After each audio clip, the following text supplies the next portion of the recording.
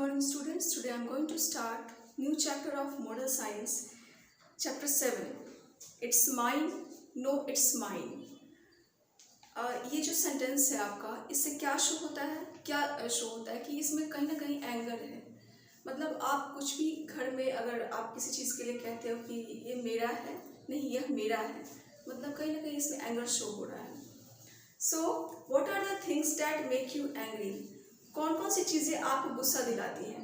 Being teased, not getting what you want और someone telling you what to do.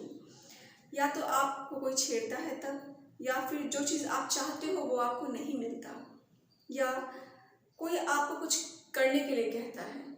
So do you know that being angry all the time can get us in trouble? क्या आप जानते हो कि हर वक्त गुस्सा करने से आप ट्रबल में भी आ सकते हो, आप दिक्कत भी आपको हो सकती है।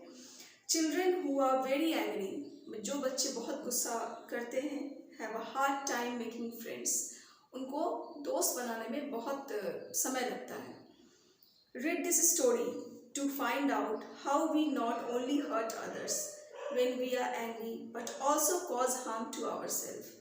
चलिए हम स्टोरी को पढ़ते हैं और जानते हैं कि गुस्सा करने से केवल हम दूसरों को हर्ट नहीं करते, बल्कि हम खुद को भी नुकसान पहुंचाते हैं। Let's start the story. So once there were two merchant. एक बार यहाँ पे दो मर्चेंट था, जिसको आप व्यापारी भी कह सकते हो, who had to travel a long distance to reach the city market. जिसको सिटी मार्केट तक पहुँचने के लिए उसको एक लंबा सफ़र तय करना था, लंबा रास्ता तय करना था। One of the merchants owned a donkey. उसमें से दोनों में से एक मर्चेंट क्या किया कि एक डंकी खरीदा। So they decided to ride to their destination on it. So क्या वो डिसाइड किए कि डेस्टिनेशन तक पहुंचने के लिए, मार्केट तक पहुंचने के लिए वो उस पर राइड करेंगे, चढ़ेंगे, सवारी करेंगे। The other merchant paid some money to ride along on his donkey. दूसरा मर्चेंट भी कुछ मनी पे किया उस डंकी पर सवारी करने के लिए, ताकि वो डेस्टिनेशन तक पहुंच सके। नेक्स्ट डे, अब नेक्स्ट डे क्या होता है? The two main started their journey. दोनों क्या किए? जर्नी को स्टार्ट किए। It was a hot summer day and the journey was quite long. बहुत गर्मी का दिन था और जर्नी बहुत लंबी थी। By noon, दोपहर तक क्या हुआ? They were tired and thought that it would be good idea to take some rest. दोपहर तक वे बहुत थक गए थे और उन्होंने सोचा कि ये अच्छा आइडिया होगा कुछ रेस्ट ले लें।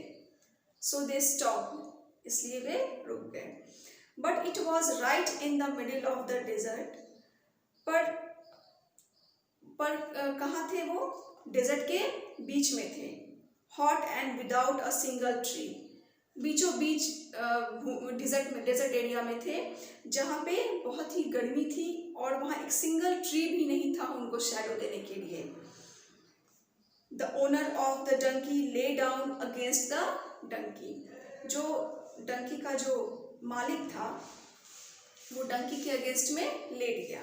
यूजिंग इट्स शैडो, उसके शैडो को यूज करके, as the shade from the sun, मतलब एक छाँव के रूप में उसको यूज किया और वहाँ लेट गया। When the other merchant saw this, जब दूसरा मर्चेंट ये चीज़ देखा, he also wanted to rest in the same way, वो भी इसी तरीके से रेस्ट करना चाहा। Let me also rest in the donkey's shadow, मुझे भी रेस्ट करने दो डंकी की छाँव में। He said, वो कहता है, No you can't, नहीं तुम नहीं कर सकते। I own the donkey, मैंने डंकी को खरीदा है। So I have the right to rest in its shadow, so मेरा अधिकार है इसके शैडो में रेस्ट करना। Said the owner, ओनर ने कहा। How dare you not allow me to rest in the same way as you?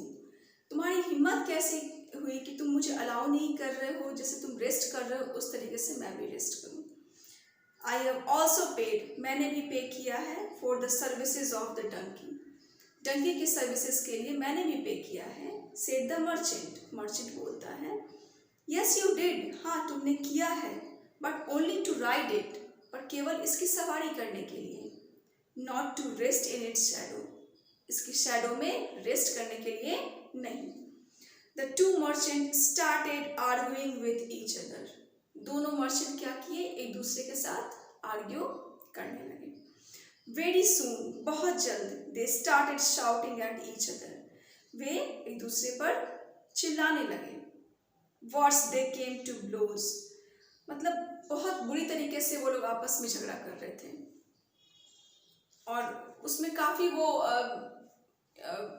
मगन थे झगड़ा करने में, काफ़ी वो इसमें इंक्लूड हो गए थे, मतलब कि उसी में काफ़ी वो शामिल ये थे कि हाँ उनको मतलब कुछ और दिखाई नहीं दे रहा था। Seeing that two men were busy in fighting, दोनों इंसान को, दोनों जो दो शख्स थे उनको झगड़ा करते हुए बहुत बिजी थे वो झगड़ा करने में।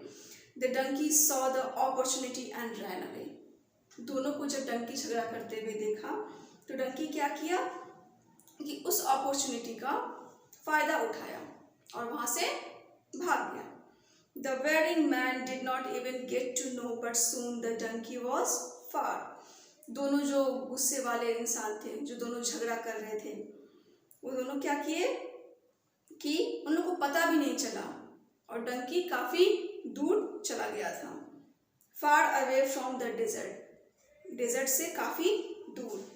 After some time the two men stopped fighting, कुछ समय बाद क्या हुआ कि दोनों इंसान झगड़ा करते हुए रुक गए। When their anger had cooled down, जैसे ही उनका गुस्सा शांत हुआ, the two men saw that, दोनों इंसान क्या देखता है, donkey was missing, donkey वहां से कहीं जा चुका था। They looked around for the donkey, वे डंकी के लिए चारों तरफ देखे।